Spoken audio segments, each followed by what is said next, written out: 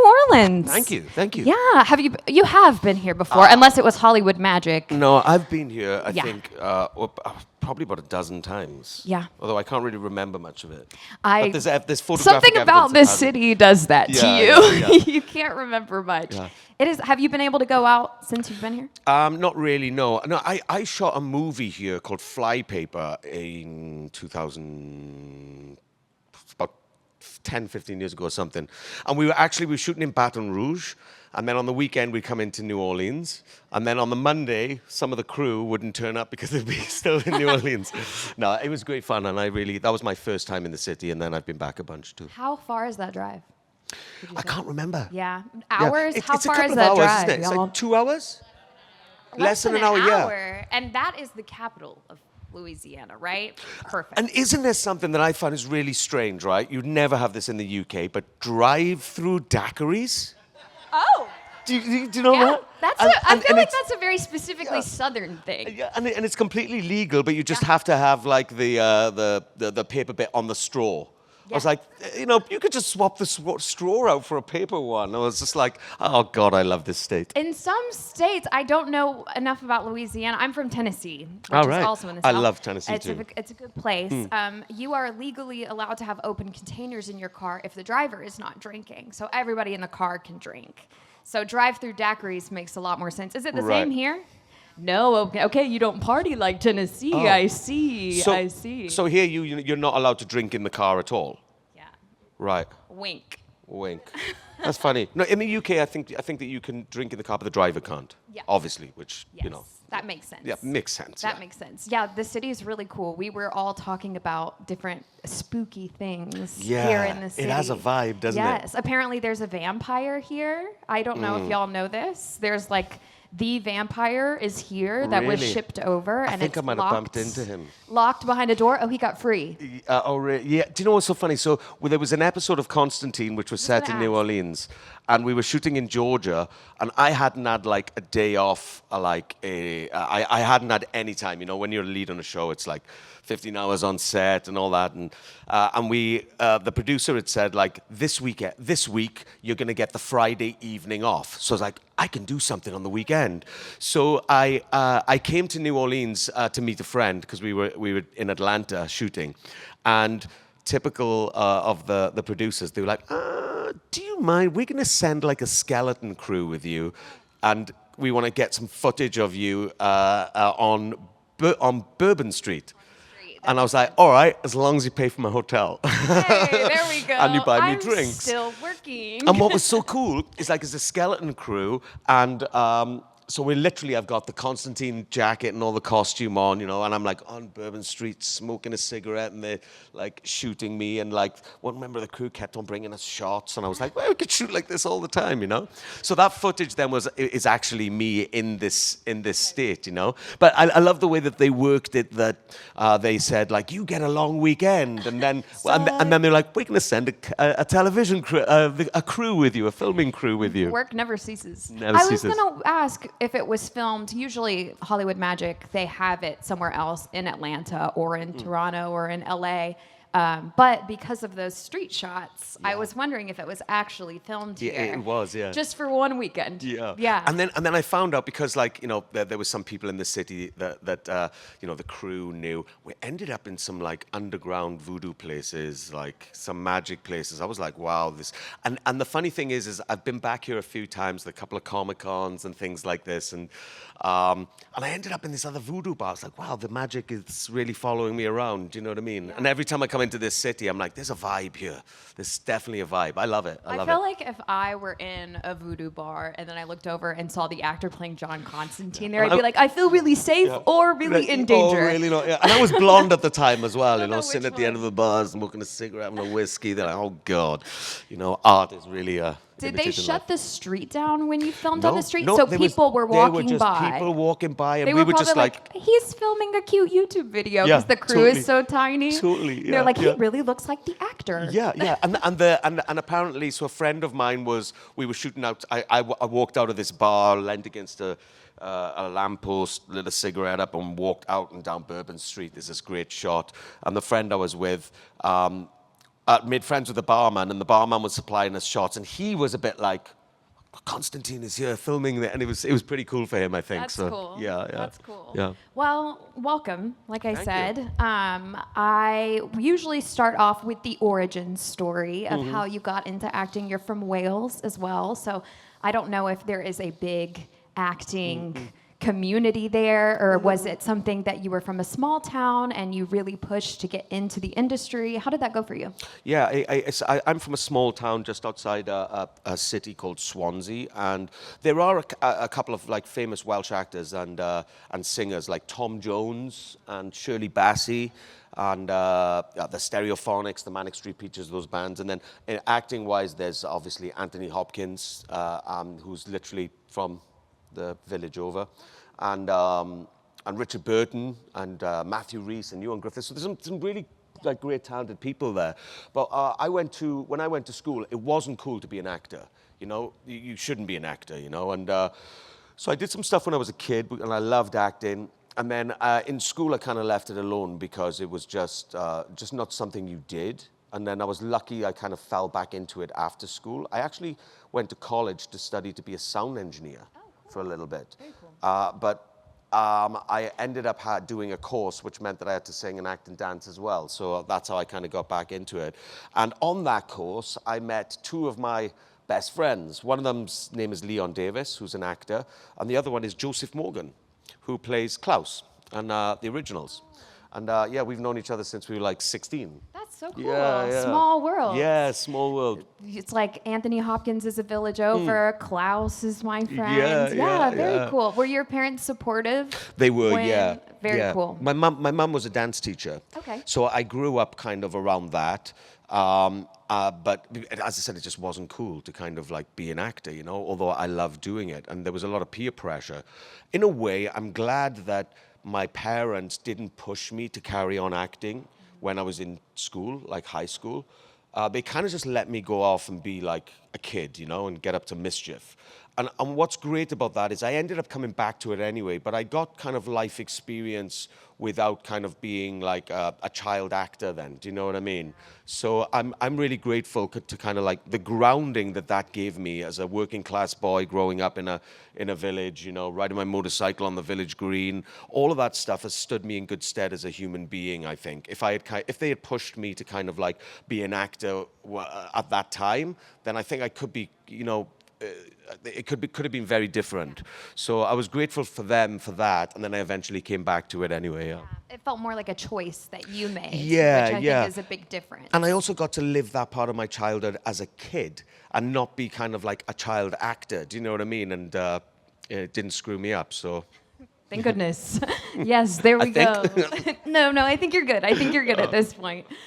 So obviously, you've played John Constantine in many different forms, and obviously live action. You voiced him as well. You did it in the Legends of Tomorrow, all over the CW verse.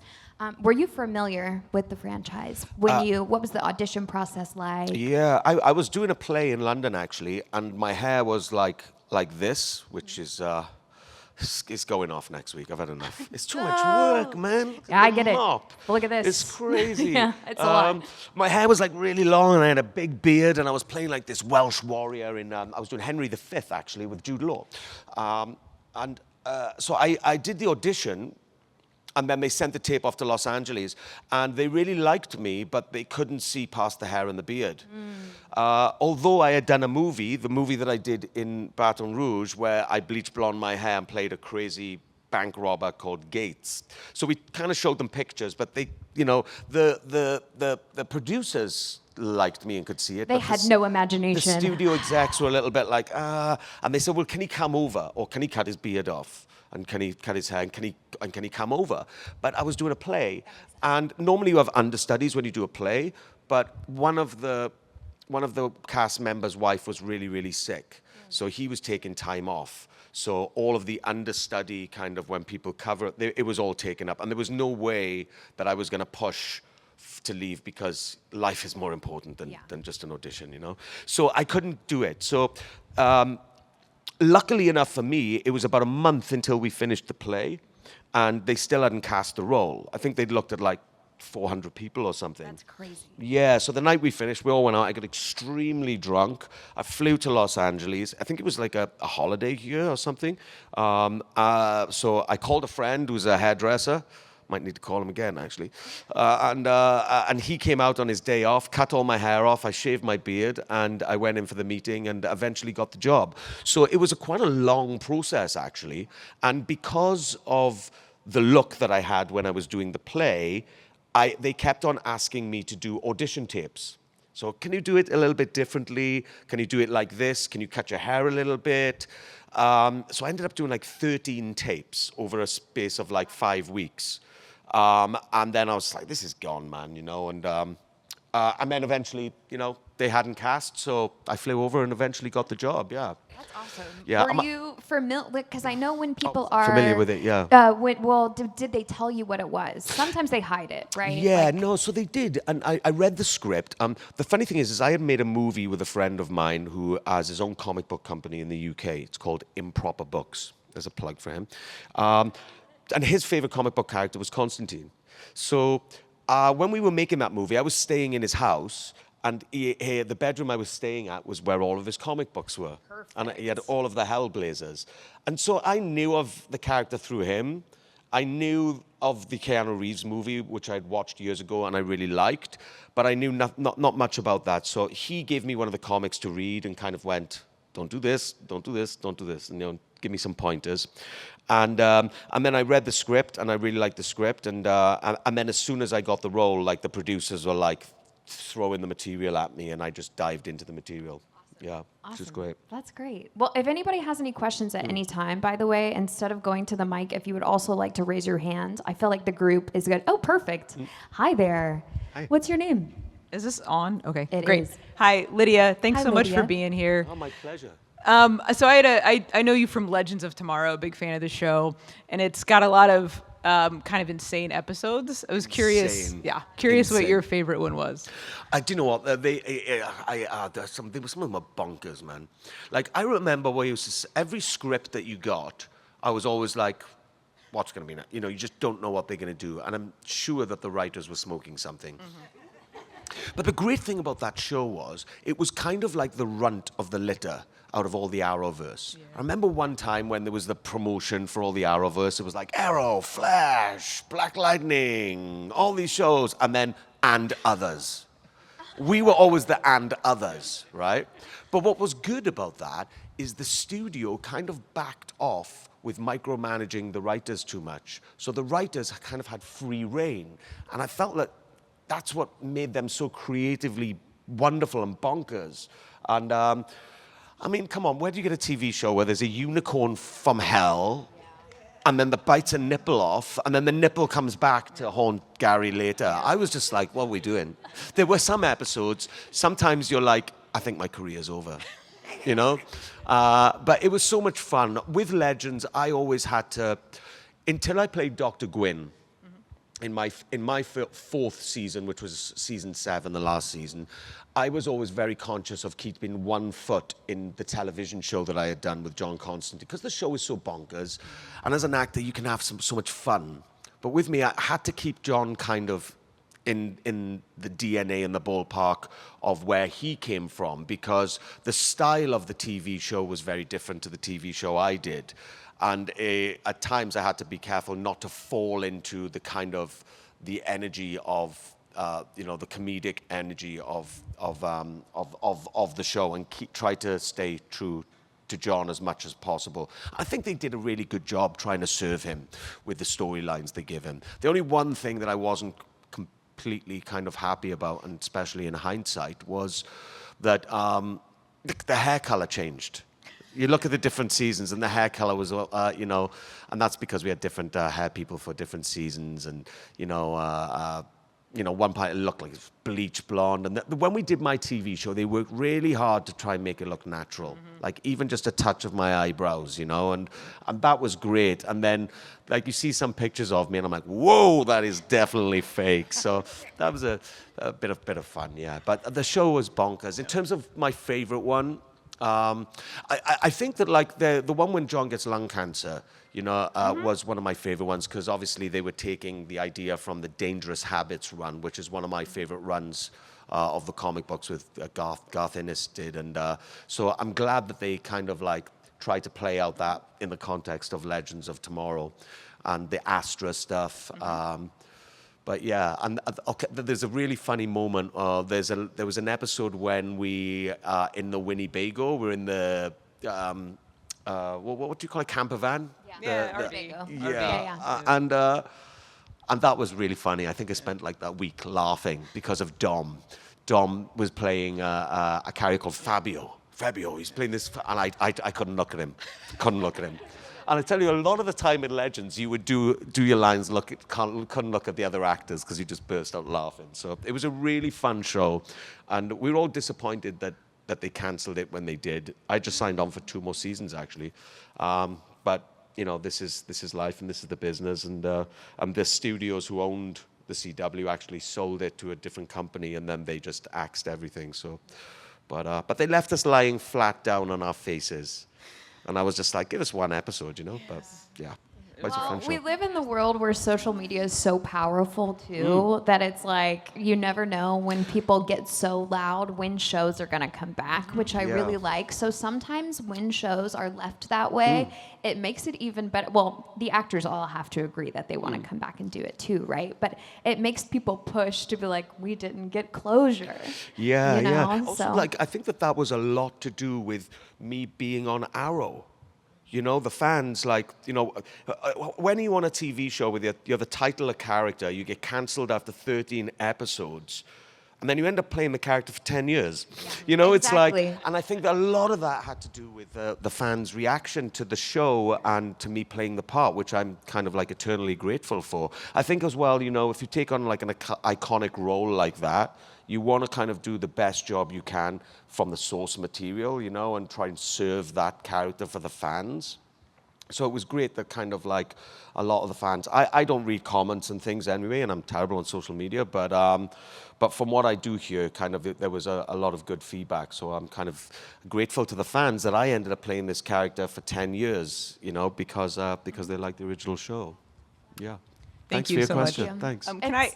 I'm sorry, this is apropos to nothing, ahead. but your watch dial's gorgeous. What watch are isn't you? It's a Tissot.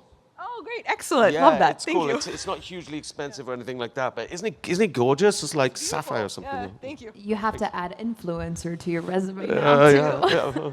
It's funny. I believe Jeff Ward is also in Legends of Tomorrow, correct? Jeff Ward? Is he? Jeff Ward.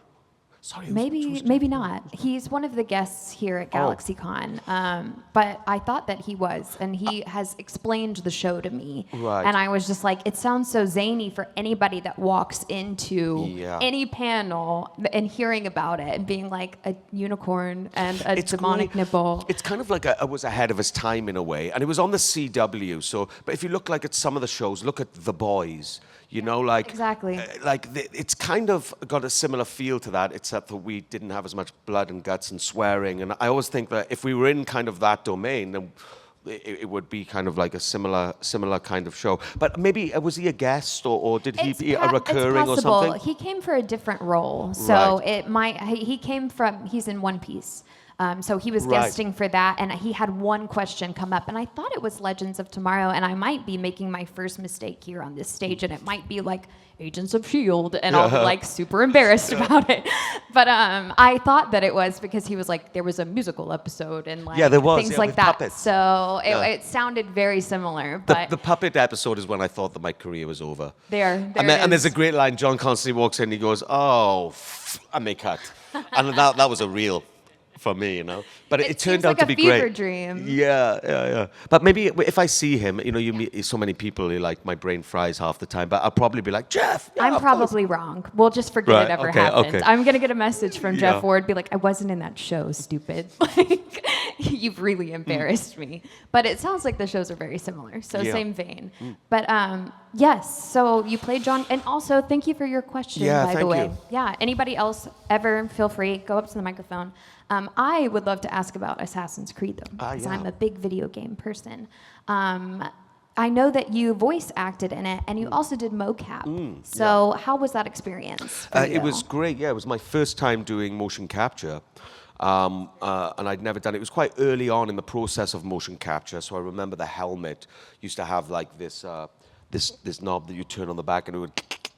And I remember after about like 1 hour of the helmet, I had like a migraine, but you get used to it, and it was really cool, man. I really enjoyed doing that, and I think it's a great game, and yeah, it's a huge franchise and a great game. Exactly. Did you play any of the other games I to get did. ready for it or anything, or did you go in? Yeah.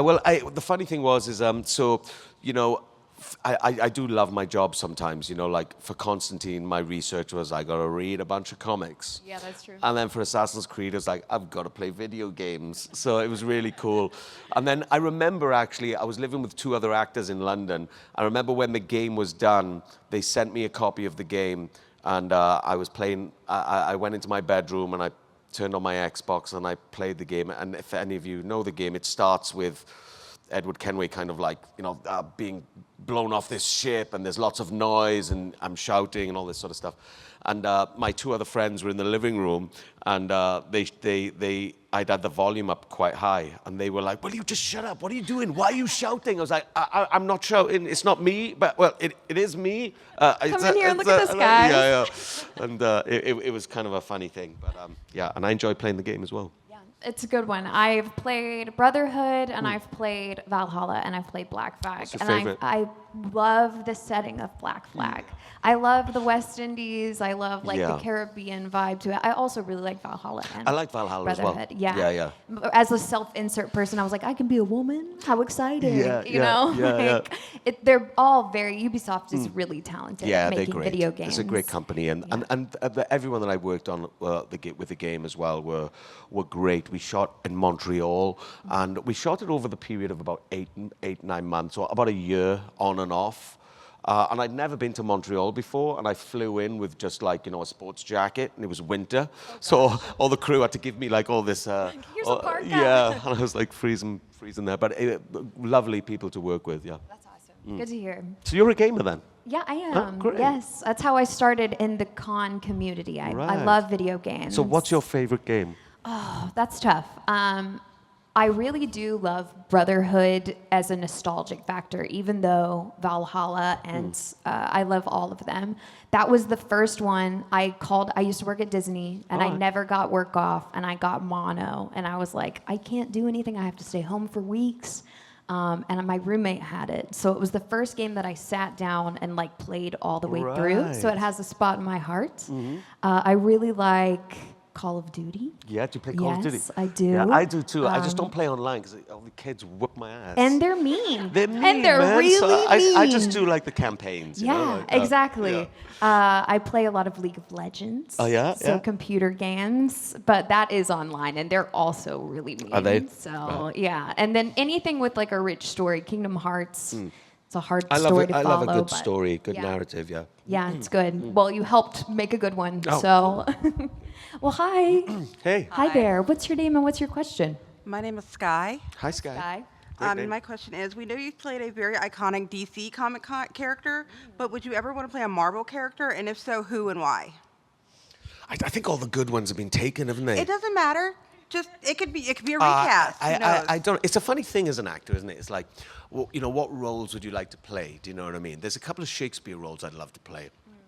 And maybe I'll get to do them as I get older. There's a few I won't play now because I'm too old. But and it's also, I never feel like a sense of ownership, you know, over John. Even though I played him for 10 years, you know, you kind of like serving this character. And I feel like really lucky and kind of humbled that like I'm a part of this character's history and bringing him to an audience, and I'm a fan of his now, you know, so whatever James Gunn does with the character, I'm gonna be like right behind it, because like, one, he's awesome, and I think that DC is in the best of hands with him, but also I'm a fan of the character. And I want to see all of these wonderful stories from the comic books come to life. And I never feel like a sense of ownership over it, or like in terms of other characters either.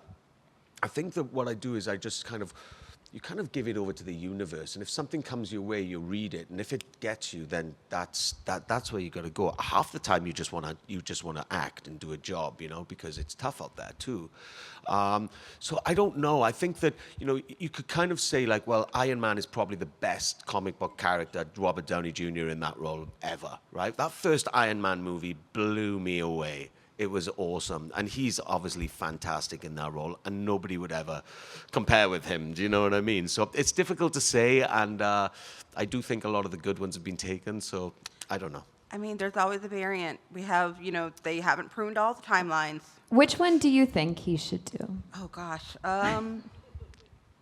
As much as I love Sebastian Stan, I kind of picture you as the Winter Soldier. Oh, that's the hair, Yeah. isn't it? It's the hair. It's the hair, yeah. The hair. It's the hair, yeah. Yeah, he's great. That's a great role also as well, I think, And I love that movie as well. Which one was it? What was it called? There's Winter Soldier. Winter Soldier. Yeah. Yeah, that was great. Yeah, that's the one when he fights against Iron Man and stuff. Yeah, I love that because it had a slightly darker tone to it as well, and I like the darker tone stuff, like hence Constantine. Mm-hmm.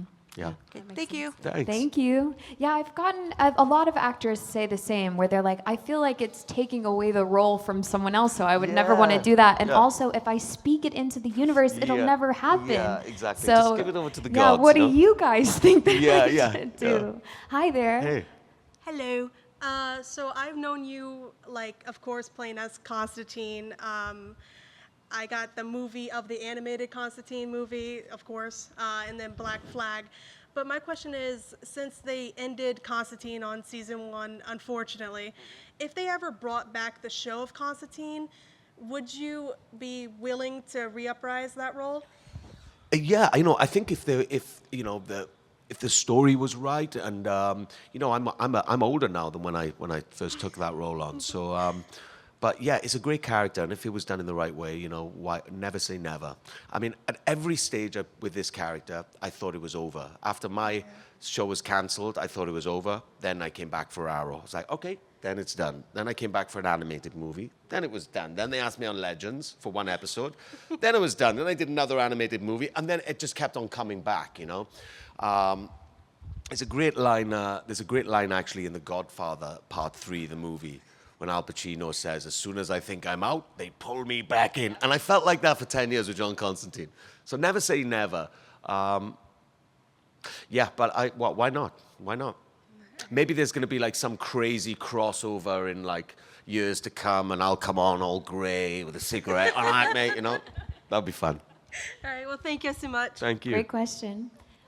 You've mentioned your work on the stage a couple times in this as well, and I know that you've done quite a few long tenured plays in theater. Do you have a certain medium that you like? That's such a hard question, but do you have a certain medium that you prefer, you feel more at home in, be it film, television, stage, voice acting? I love the theater because you have direct contact with your audience. I actually that's why I like doing these things as well, because you get to meet people, and also very nice when people appreciate your work, But you get to meet people. There's a kind of connection with an audience that you don't get when you're doing film or television or radio or voiceover stuff. But then also, you can get bored, So I've spent I spent 3 years with the Royal Shakespeare Company, and then they offered me to do another 3 years to do all of the history plays. And in hindsight, I wish I'd done it, because I'll never have that experience like that again at that time.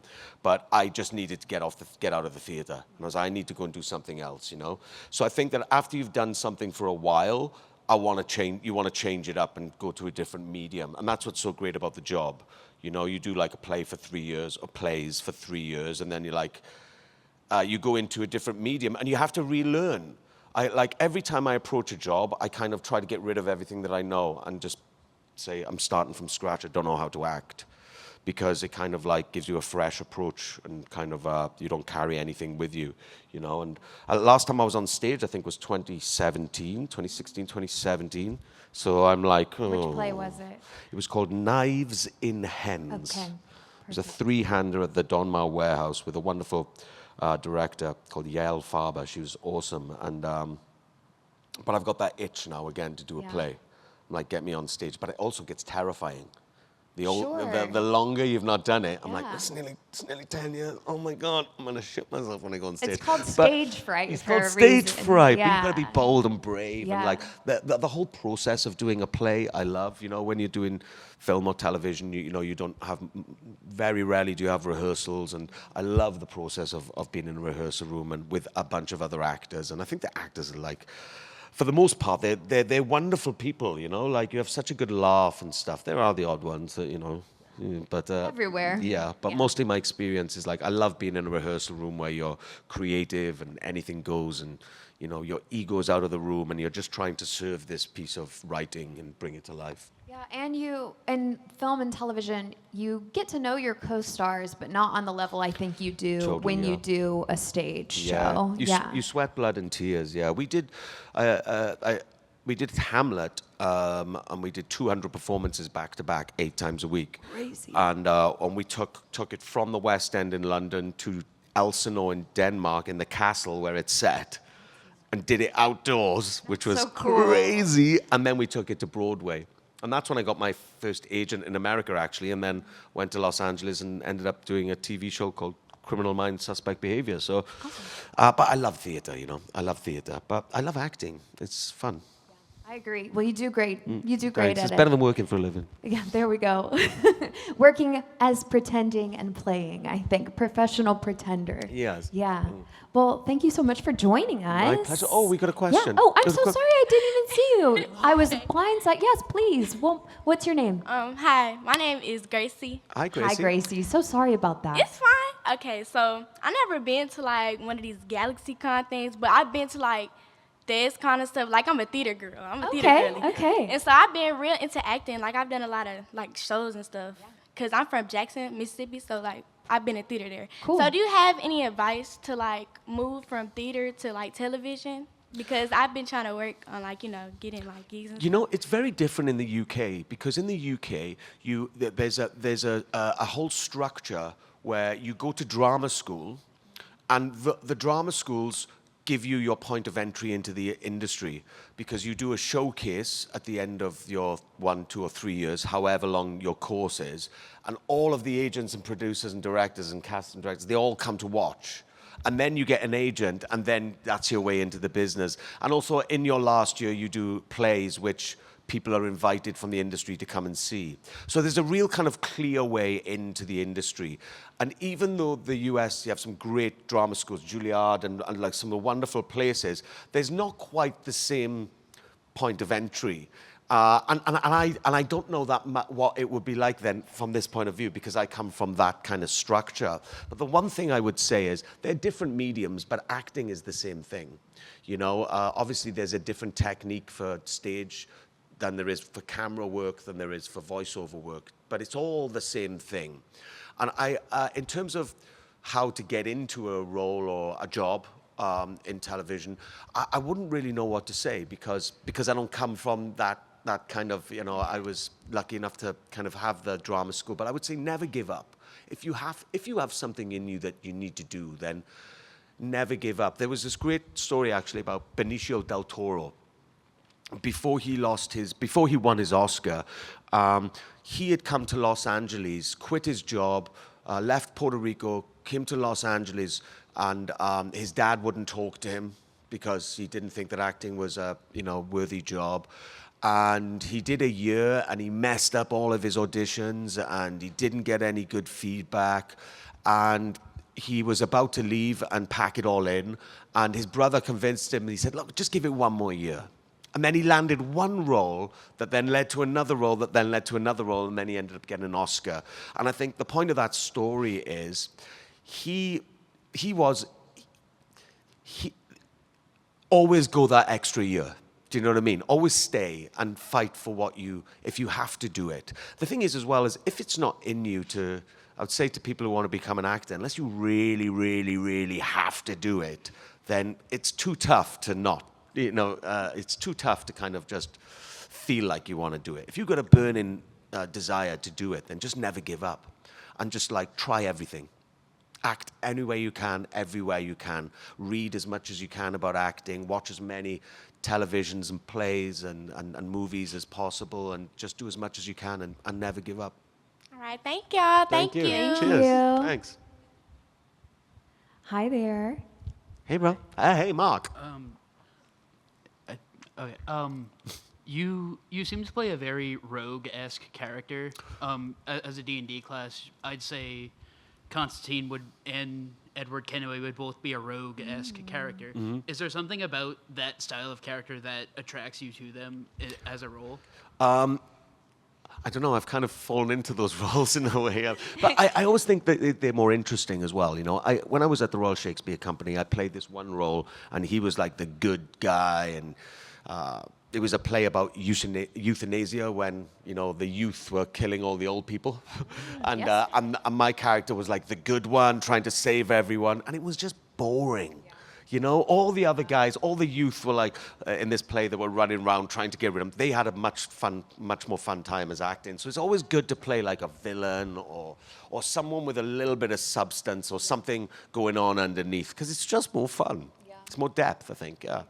But I don't know, I've kind of been pushed in that direction, so maybe it says something about me. I find too that the actors that play like anti-heroes and villains are usually the most nice and talkative people Really? on the planet. Yes, the ones that have like the grit in the characters that they play, and I don't know why that is. It's like in the casting room, they're like, "What a nice guy. We can make him evil." You know? I know what's that about. Yeah. Yeah. Hi there. Hi, nice to meet you. Nice My to meet name's you too. Brooke. I'm a real huge fan of Oh, Constantine. great. I just want to know, do you have any like weird or unusual acting techniques that you use to memorize your roles? I know as an actor it can be difficult, you know, memorizing a lot of lines. So, like, what's your technique? Well, it's different for each job, really, and like and different characters. Like I like with Constantine, I was I would always listen to I always listen to music wherever I'm doing, you know. But Constantine, my song was "Sympathy for the Devil" by the Rolling Stones, right? And I'd listen to that walking into work. And by the time I got to work, I had his walk. Do you know what I mean? I was like, yeah, this guy's struts, man, you know?